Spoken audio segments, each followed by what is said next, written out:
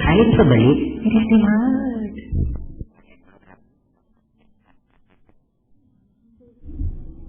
So proper handling of word will elevate awareness. Proper purification of awareness will help you to project word properly. Swadhyaya pravachanabhyam na pramaditavyam. You have heard about this Vedic command? Does that mean that every one of you will go get a stage and start preaching, lecturing? Because pravachana, you should not do pramada in pravachana. So I must do pravachana, so come ye all and hear to me. Nobody wants to hear anybody. Do you know that? Nobody wants to hear anybody. Much less listen. Nobody is even fit to listen. Do you recognize that? Varnasha demonstrated it in his own acid way. Such a sarcastic person, Varnasha. So when he went to a party once, he went deliberately late. So those who were receiving him, they said, "Oh, Mr. Shah, you are late. What to do? It took me a very, very long time to strangle my grandmother and come." He told this to at least 3-4 persons. Nobody objected to it. Nobody asked him, "What are you saying? Why did you strangle your grandmother?" No. Most people didn't hear at all. All right, calm, Mr. Shah. One or two venture, yes, nowadays it takes time to get to any place. So he demonstrated, nobody heard that full sentence completely. Why? Because they don't expect you to speak at all. They have to ask something and hear something that is not worth listening. All our so-called courteous social conversations are meant only to hear, that's all, not to listen to.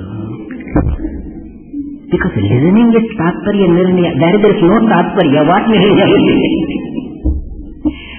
I'm sorry and it doesn't matter. All these are only formalities. Excuse me. Even the introduction to your Swami is a formality. Please don't listen to it. Never listen to it. I'm seriously thinking of banning this completely. No introduction to any Swami. Because the Swami comes to be listened to, not heard to. You see the difference between hearing and listening? So he found out that everybody is so frivolous, so flippant, so very superficial. They expect the other man also to be superficial. So they don't have to pay heed to what he says. That is our level of living, our level of awareness. Say something and answer something. So your life will get depth only when you hear words that are meant to be listened to. There is a statement, Yadeva Shraddhaya Upanishada Karoti Tadeva Viryavat-taram Bhavati. That's told about doing. Whatever you do with Shraddha and with Upanishad is mystery, secret, some essence worth having. Upanishad. Upanishadam Bobrui. Don't identify it with that book called Upanishad. That's the Gauna prayer. The main meaning of Upanishad is the secret, that is the essence. Brahma Vidya. Yadeva Shraddhaya Karoti, Upanishada Karoti, Tadeva Viryavat-taram Bhavati. That which you do with faith, Shraddha, and with this conviction that there is an Upanishad there, that act will become more and more virile, vital, vibrant, worth doing. So you have a satisfaction of doing something worthwhile. The same thing can be told about hearing. We can easily change the sentence, Yadeva Shraddhaya Upanishada Shrunoti Tadeva Viryavat-taram Bhavati. So here, listen, receive the word with faith and with this feeling of Upanishad. Where these are lacking, listening is not possible. Shravana does not apply at all. So that is the first thing we should remember. When this Prathama Dharma is absent, all other dharmas become useless. Your capacity to listen to yogasya pratamam pravrittim vadanti. Apart from other things like healthy body and alert senses, these are also the primary requisites of any creative, meaningful living. Health, ordinary health. Similarly, this capacity to receive and respond with a clear word and a clear tone, a proper stress. Do we pay heed to this? This is the Pratama Dharma. So to say, when Kali Yuga came, they say that in Kali Yuga the general Lakshana is the capacity to do Dharma will lessen. So we find poor Vyasa shouting, Urdhvabahu Vironyesha. I shout, lifting my hand, I am expressing the truth. Nacha Kashchit Shunoti. Nobody hears me. Veda is telling. And how can I be so arrogant to assume that everybody will hear me? Nacha Kashchit Shunoti.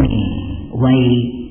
Because this sadhana is coming down. The level of awareness coming down. The frequency in the Sushumna is coming down. Other nadis are very, very active. TV, very active. Vividata is there, knowledge, everything is there, but all in those crucial paths. This prasada is not there. So the Lord also, he was also a contemporary of Bhagavan Vedavyasa. So after disclosing the entire truth, because it was asked in earnestness, Yachreyasyan Nishchitam Bruhi. That means Shravana. I want to do Shravana. I want to do Nishchaya. Tatparya Nishchaya. The meaningfulness of entire life. It was not just what to do or not to do. All that Hamlet business does not come in the Bhagavad Gita. Direct question, clear perception. I lack the buddhi to do the Nishchaya. You are my buddhi. Buddhim tu sarathim viddhi. Give me that Nishchaya. So he gave that Nishchaya. But then it can't be just like that. So in the end, the Lord becomes a little concerned and asks, Kachid etat shrutam partha tvayekagrena chetasa. Have you heard it? Have you listened to it? Have you done Shravana? That is to say, even Arjuna can fail in the Shravana. The Lord added doubt. Yes, he is free to listen to it or not listen to it. He is free to receive that conviction or reject that conviction after hearing. After hearing and even listening, he can reject that conviction. Yatechasi. So this is Parama Swatantrya. Be very careful about it. How dangerous it is. Lord is giving you this liberty to reject truths. That's man. So this possibility of doing Shravana and rejecting the Nishchaya is there. So we must do sadhana. We must be very careful about it.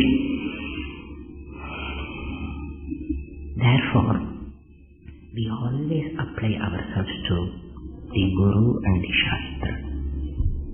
The Guru and the Shastra, they alone invoke within us the Shraddha.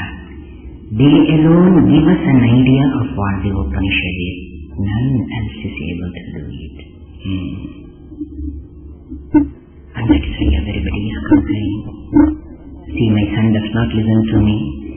The mother knows the difference between hearing and listening. He doesn't listen to me. That doesn't mean he has become deaf or anything like that. The fact, mere simple fact is the wife has come, daughter-in-law has come. Now my son does not listen to me. I ask her, she come here. Why should he listen to you now? Why should he listen to you? Please don't make this mistake of coming to the conclusion that he has ceased to love you or have respect for you. He has Shraddha for you for what you did. You were the Guru. You were the only Guru when you had a part to play. So the Mata is the Guru, Pita is the Guru, Bhrata is the Guru. These are all the Panchaite, Gurava Smrata, the Shastras. All these are Guru. Bharta, Bhakta, Bhrata, Bhartacha. All these are Gurus when they have a function. But it doesn't mean that they will push out and elbow all other functions. No, there is a vital function to be played by the wife in his life. She alone can invoke in him a new Shraddha and a new Upanishad. The Upanishad that you give now has become old-fashioned for him. With the secret you gave and with the faith you inspired, he can't enter into this present experimentation he is going to do. That is why this Panigrahana was done according to Shastras. You only told. No, don't forget that. This is a new Shraddha. The Shraddha that the wife will invoke in him, others cannot. Nobody can. Do you realize this? So naturally, he will listen to her only. You may be gathering on the dining table. She will be standing at the door of the kitchen, and she is not even uttering a word. But this boy is listening to her, not listening to her. You see that? These are very simple lessons of life we should learn. That Samvada is there. So don't make a monopoly of all these worldly things. They come, we use it for the divine work, that is all. The divine is most important. That is the only sustaining, everlasting Samvada we have, the Nara-Narayana Samvada. Nothing else. So when the Pita goes against Narayana, whom the Prahlada listen to? He hears, but he doesn't listen to Hiranyakashipu. If the king, who is also the elder brother, goes against Rama, whom will Vibhishana listen to? Don't misunderstand me. If the husband, who is also a king, goes against Meera, who will Meera listen to? Everybody is listening only to Krishna. Because he is the only Vakta. All others are Bhakta. In Hindi we say, kya bakre ho? Vakta hai. The correct form of Vakta is Bhakta.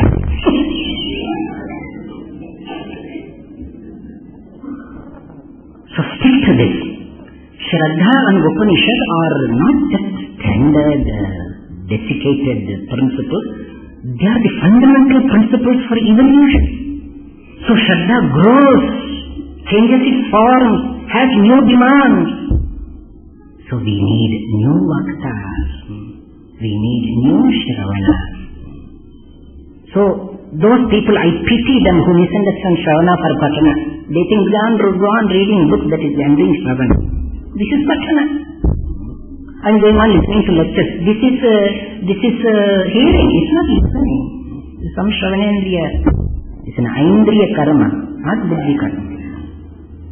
So this listening will blossom into an evolution, a flowering of your awareness through life. So listen to Shastra. That Shastra is also an evolving thing. Haven't you seen how you have read Upanishad 10 years ago and now you read that Upanishad? Same word. No, it's not the same word. It has opened out as much as your buddhi has opened out. So we find Bhagavad Gita is just a smriti. It's just even an ordinary kavya. No, prasthanatraya. Why? It has that eternity about it, that ever freshness about it, which is called beauty. What is beauty? The ever fresh. It's there. So it helps you to grow, and as you grow, it manifests newer, higher forms. So continuous Shravana has to be done as a sadhana.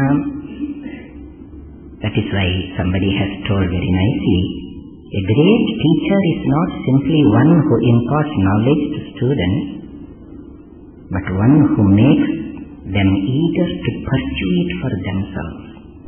He is a spark plug, not a fuel pipe.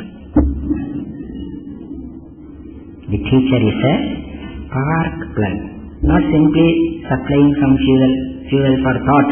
That's the even your TV says, the thought for the day. Spark ignites you